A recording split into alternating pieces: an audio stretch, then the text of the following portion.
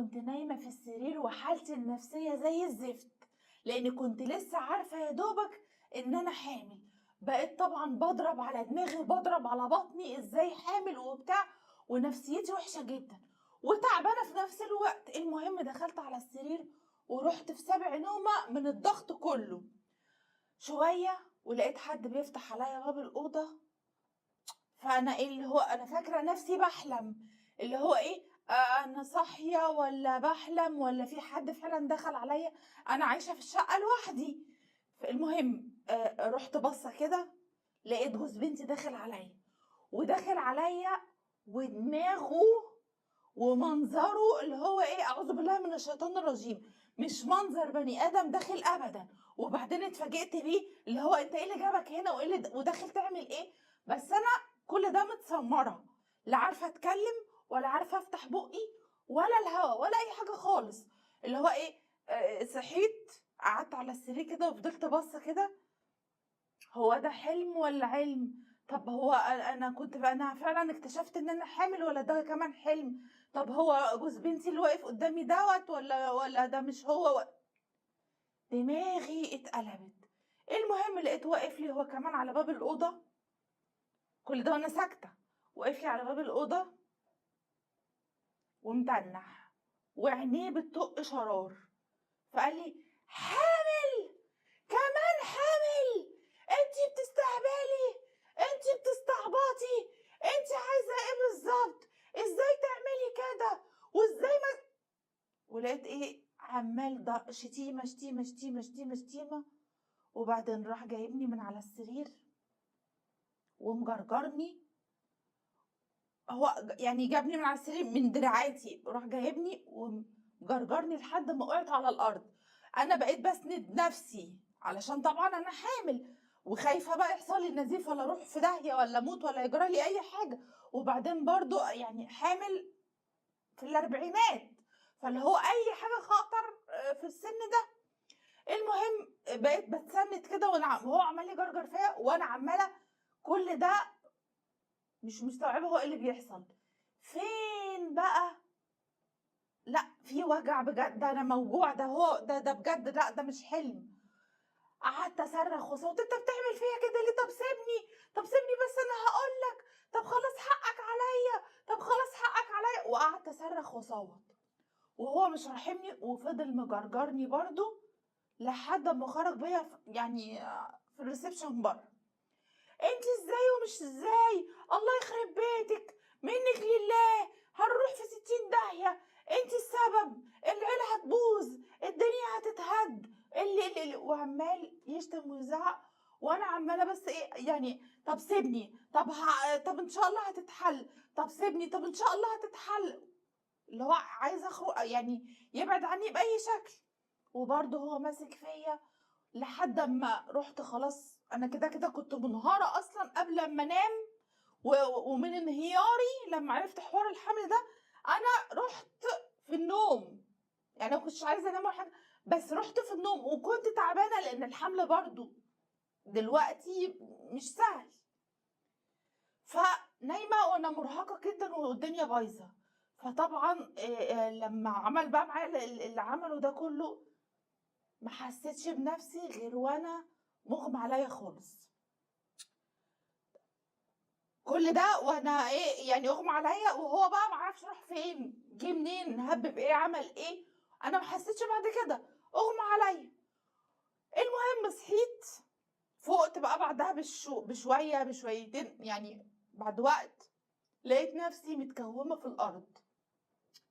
فاللي هو انا قمت طبعا كده كلي تعبان، ولقيت بقى جسمي كله مزرق، مكان ما كان ماسكني منه. وعماله اقول ايه، هو ده كان انا كنت بحلم؟ لا حلم ايه، ده كان بجد، مش حلم. انا مرميه اهو في الارض وشكلي مغمى عليا بقالي كتير، وبعدين الزرقان اللي في جسمي ده كله، لا لا لا، ده مش حلم، ده كان بجد.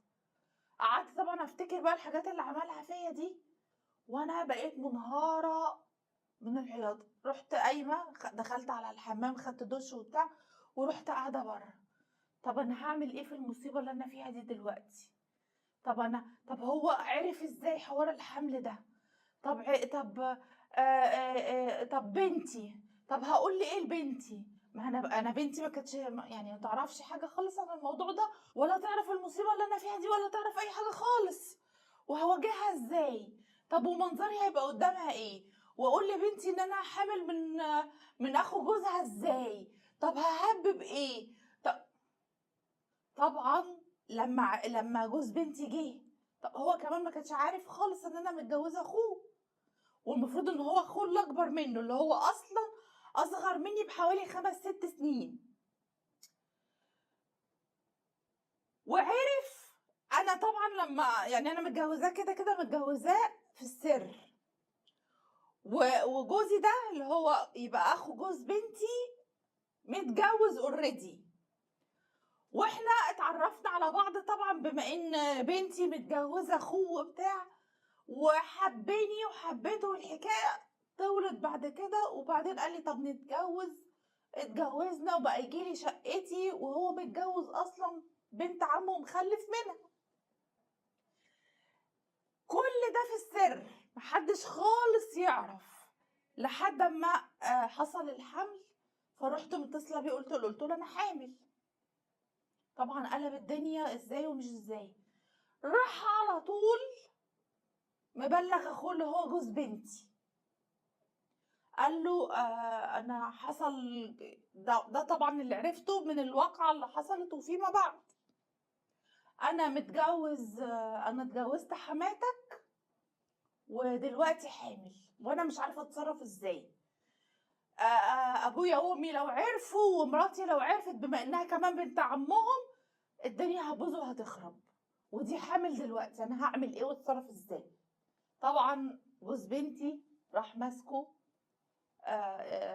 ازاي تعمل حاجه زي كده، وازاي تتجوز حماتي، وازاي انت اتجننت، ومش تخلوا بالكم كمان، وكمان حامل، والحكايه والروايه. فقال له بس خلاص سيب لي بقى انا ايه الموضوع ده. لحد اما البيه جه بقى وعمل طبعا انا عرفت كل القصه دي زي ما قلت لكم كده فيما بعد. المهم البيه سابني بقى ونزل، وسابني مغمى عليا ولا قومني ولا بتاع فين اخر النهار لقيته بيتصل، عمال يتصل بيا على الموبايل بتاعي. ده بس درس صغير ليكي، انا سبتك قلت يمكن ياكش تموتي ونخلص منك بقرفك ده، لا فوقتك ولا عملت ولا زفت. المهم طب انت عايز ايه دلوقتي؟ تعملي اللي انا بقولك عليه دلوقتي.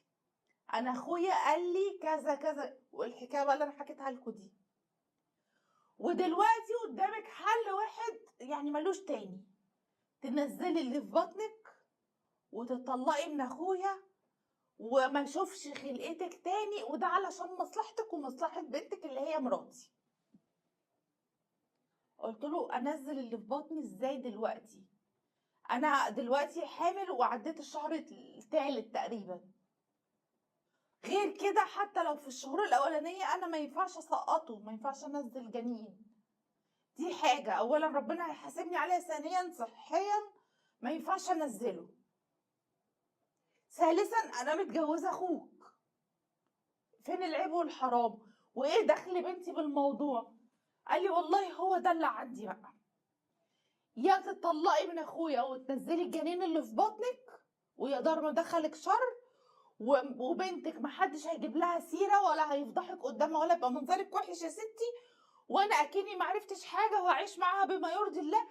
يا اما لو عايزه بقى تستمر على اللي في دماغك وتكملي الحمل بقى وتقلبي لنا البيت والبيت يخرب بسببك، وبنت عمي بقى تتطلق واخويا يقلب الدنيا وابويا وامي كمان هما كمان يقلبوا الدنيا، وهتبقى فضيحه بجلاجل وبنتك هتتطلق فيها. انت حره، اختاري، عندك الحل ده وعندك الحل ده.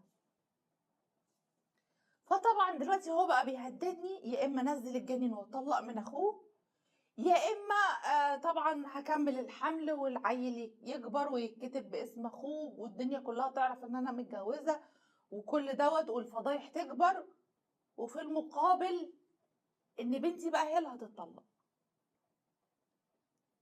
طبعا انا صعبان عليا ان بنتي تتطلق بسببي، ولحد دلوقتي انا مش عارفه اواجهها ازاي، واقول لها حوار ان انا متجوزه سلفها ده ازاي، وان انا كمان حامل منه ازاي.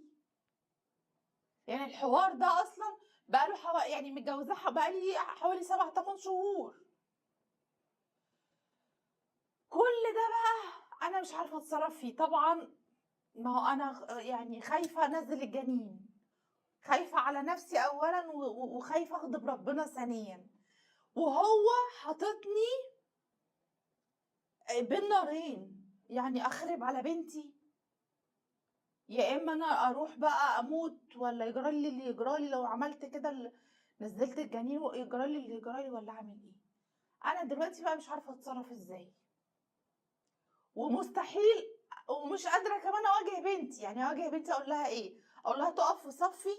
مستحيل هتقف في صفي طبعا. فانا دلوقتي مش عارفه اتصرف ازاي.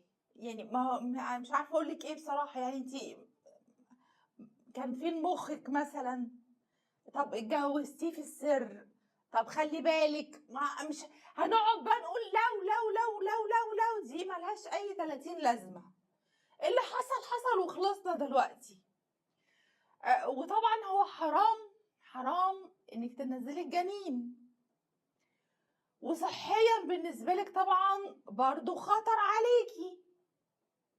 طب نعمل ايه في المصيبه دي؟ بنتك اللي هتروح في الرجلين. فانا بجد يعني في اوقات كده ببقى عاجزه عن ان انا اقول رايي في المشكله بجد. وصعبان عليا ان بنتك اللي هتروح في الرجلين. وبعدين المشكله مش في بنتك، لو طلقها فعلا بنتك مش هتعرفك تاني، فهتبقى خسرت جوزها وامها اللي هو انت حضرتك. فانا فعلا الحلقه دي سايبه لكم الراي فيها، لان انا حاسه ان انا يا تخسري حياتك وتموتي، يا تخربي حياة بنتك.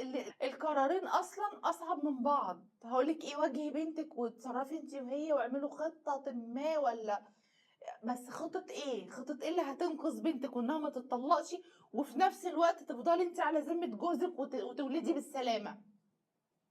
فبجد مش عارفة. فيا ريت تحاولوا تساعدوها انتوا، بما اني انا فشلت. يا رب الحلقة تكون عجبتكم، ومفيش واحدة تحط نفسها في الوضع ده تاني بالمنظر ده وبالطريقة دي. خلصت حلقة النهاردة. اشوفكم في حلقة جديدة ان شاء الله. اللي عنده اي مشكلة وحابب يعرضها بنفسه يسيب لي رقم تليفونه، واللي حابب اعرضها بالنيابة عنه يبعتها لي فويس مسج او مكتوبة. باي باي.